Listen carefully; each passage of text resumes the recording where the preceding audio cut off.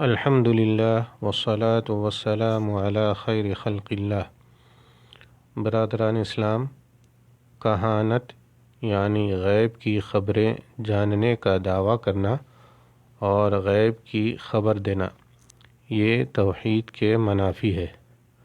کاہن جنات کی عبادت کر کے ان کی خدمات حاصل کرتا ہے، جس کے نتیجے میں وہ اسے بعض پوشیدہ اور مخفی باتیں بتا جاتے ہیں۔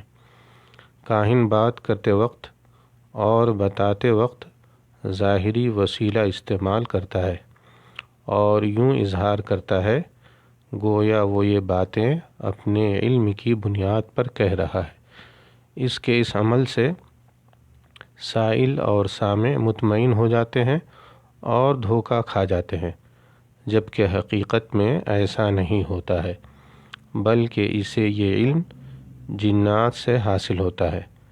مگر کمزور عقیدے کے لوگ سمجھتے ہیں کہ ان کاہنوں کے پاس خصوصی علم ہے اور وہ اللہ تعالیٰ کے ولی ہیں، اس لیے وہ مستقبل کے احوال سے واقف ہیں۔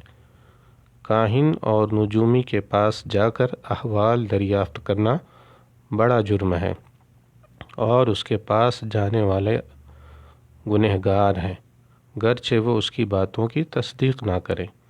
یہ اتنا بڑا جرم ہے کہ 40 دن تک ایسے شخص کی نماز قبول نہیں ہوتی ہے، یعنی نمازوں کا ثواب نہیں ملتا ہے، کیونکہ نجومی کے پاس جا کر اس سے احوال دریافت کرنے کا گناہ 40 دنوں کی نمازوں کے ثواب کے برابر ہے، اور یہ گناہ اس ثواب کو مٹا دیتا ہے۔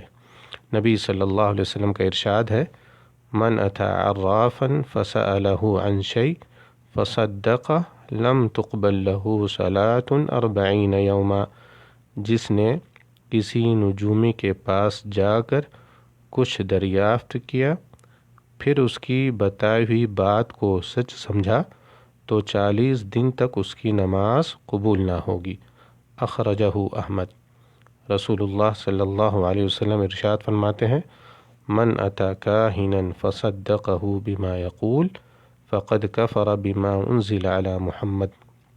جس شخص نے کسی کاہن کے پاس جا کر اس کی باتوں کی تصدیق کی تو اس نے اس دین کے ساتھ کفر کیا جو محمد صلی اللہ علیہ وسلم پر اتارا گیا۔ رواہ ابو داود۔ فعل نکالنا یا نکلوانا، کہانت کرنا یا کرانا، جادو کرنا یا کرانا، یہ سب کبیرہ گناہوں میں سے ہیں۔ رسول اللہ صلی اللہ علیہ وسلم کا ارشاد ہے، لیس منا من تطیر او تطیر لہ او تکہن او تکہن لہ او سحر او سحر لہ ومن اتی کاہنا فصدقہ بما یقول فقد کفر بما انزل علی محمد۔